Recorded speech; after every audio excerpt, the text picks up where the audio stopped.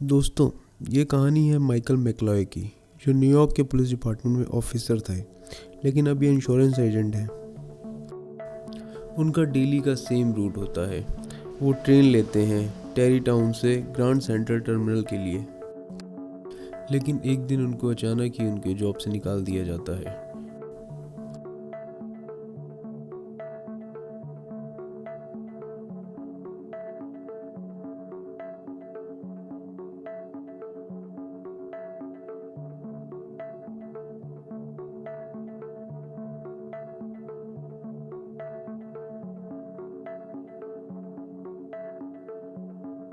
इससे पहले कि वो अपनी वाइफ और अपने बच्चे को अपनी जॉब छोड़ने के बारे में बताए, वो अपने एक पुराने दोस्त जो कि पुलिस ऑफिस में ही है, उससे अपनी जॉब के बारे में बताता है।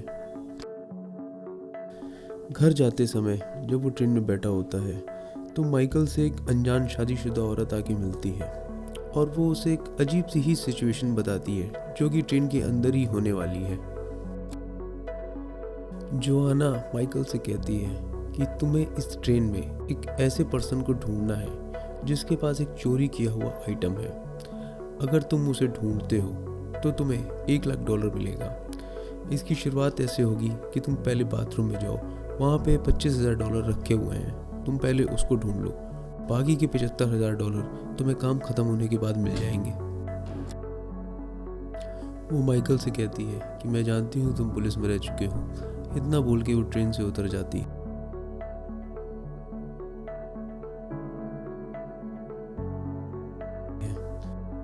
माइकल अब बाथरूम में पैसे ढूंढने की कोशिश करता है। थोड़ी छानबीन के बाद उसे पैसे मिल जाते हैं।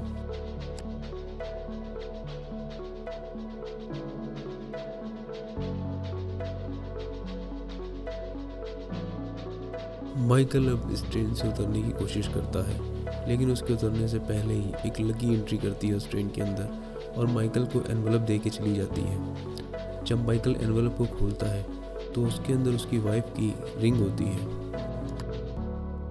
माइकल अपनी वाइफ की वेडिंग रिंग देख के घबरा जाता है। वो अपनी वाइफ से कांटेक्ट करने की कोशिश करता है, लेकिन उससे बात नहीं कर पाता। इसके बाद माइकल ट्रेन में डेली चढ़ने उतरने वाले एक साथी से बोलता है। इनडायरेक्टली तरीके से मैसेज उसको देता है कि वो खतरे में है, प्लीज़ किसी पुलिस वाले से कांटेक्ट करके उसके घर जाए, उसकी वाइफ की जान को खतरा है। इसके बाद माइकल के पास उसी लेडी जोआना का फ़ोन आता है। वो उससे बताती है कि तुम जो कर रहे हो गलत कर रहे हो, इससे तुम अपनी और अपनी वाइफ और बच्चों की जान को खतरे में डाल रहे हो। इसके बाद वो उसे बताती है कि ट्रेन में चारों तरफ कैमरे लगे हुए हैं अंदर की तरफ। अब वो उससे कहती है कि तुम बाहर की तरफ रोड पे देखो। वो रोड पे देखता है जहाँ पे उसका फ्रेंड जो कि पुलिस वालों को कांटेक्ट करने की कोशिश करने वाला होता है, उसको एक बस के आगे कोई पीछे से धक्का दे देता है और उसकी वहीं डेथ हो जाती है। इसके बाद जोआना माइकल से कहती है कि एक जीपीएस ट्रैकर है जो उसकी पॉकेट में है, उसको किसी भी तरीके से उस प्राइन के अंदर आपको लगाना है। इसके बाद माइकल कंडक्टर के पास जाता है और उससे मदद मांगने की कोशिश करता है, पर कंडक्टर हंस देता है। इसके बाद एक आदमी बड़ी तेज़ी से कार छोड़ के अंदर आता है। माइकल को उसके ऊपर सस्पेक्ट होता है। वो फिर उस ट्रैकर को उस आदमी को लगा देता है। वो आदमी इसके ऊपर हमला भी करता है, पर ये उसको फॉलो करता है और ट्रैकर उसके अंदर लगाता है। इसके बाद माइकल कॉल बैक करता है। वो बताता है कि प्राइन जिसके ऊपर वो ट्रैक कर रहा था वो एक्चुअली में एक विटनेस है, एक मर्डर केस का। इसके बाद माइकल देखता है कि वो जिसके पीछे पड़ा हुआ था उसको भी मार दिया गया है और वो ये समझ जाता है कि पूरा सेटअप सिर्फ उसे फंसाने के लिए किया जा रहा है। इसके बाद माइकल को उसी आदमी की डेड बॉडी मिलती है और वो जब उसको चेक करता है तो उसमें से FBI एजेंट का बैज निकलता है। इसके बाद माइकल को लगता है कि वो एक गलत आदमी को चेस कर रहा था। इसके बाद ट्रेन के दूसरे पैसेंजर्स जो बड़ी देर से माइकल को सस्पेक्ट की तरह देख रहे होते हैं, वो पुलिस से कंप्लेन कर देते हैं माइकल की। माइकल अपने आप को उसी डेड बॉडी के नीचे छुपाता है और फिर ट्रेन स्टार्ट होती है और फिर जैसे तैसे वो बड़ी मुश्किल से ही ट्रेन में चढ़ पाता है, लेकिन ट्रेन के चढ़ने में उसके $25,000 जो उसने बाथरूम से लिए थे वो चले जाते हैं। इसके बाद वो ट्रेन के एयर कंडीशन को बंद कर देता है और बाकी के जितने भी पैसेंजर होते हैं वो गर्मी की वजह से उन सबको फोर्स कर देता है कि वो ट्रेन के सबसे लास्ट वाले डिब्बे में सब के सब एक साथ आ जाएं।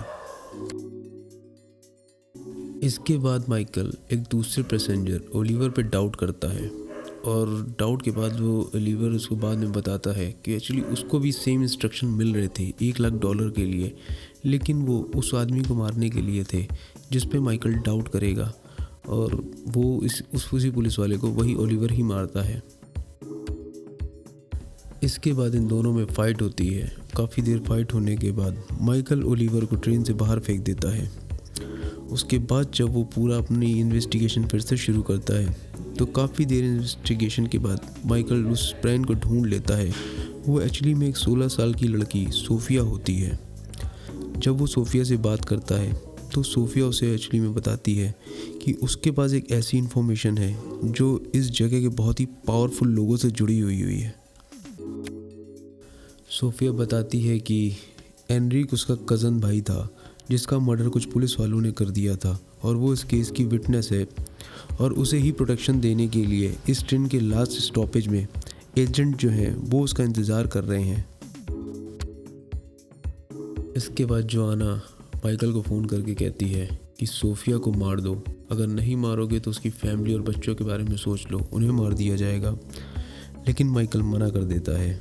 वो कहता है कि मैं इनको नहीं मारूंगा। जोआना माइकल से कहती है अगर उसने सोफिया को नहीं मारा तो फिर इस ट्रेन में बम फिट किए गए हैं, वो एक सारे पैसेंजर को बम से उड़ा देगी, क्योंकि जो जो इसमें चढ़े थे अगर सोफिया को नहीं मारा गया तो। इसके बाद माइकल उन सबको एक आखिरी डिब्बे में जो होते हैं उस आखिरी डिब्बे को ट्रेन के बाकी हिस्से से अलग करने की कोशिश करता है और वो जैसे तैसे करके उस आखिरी डिब्बों को ट्रेन के बाकी हिस्सों से अलग कर देता है और उनको बाकी के बम से बचा लेता है।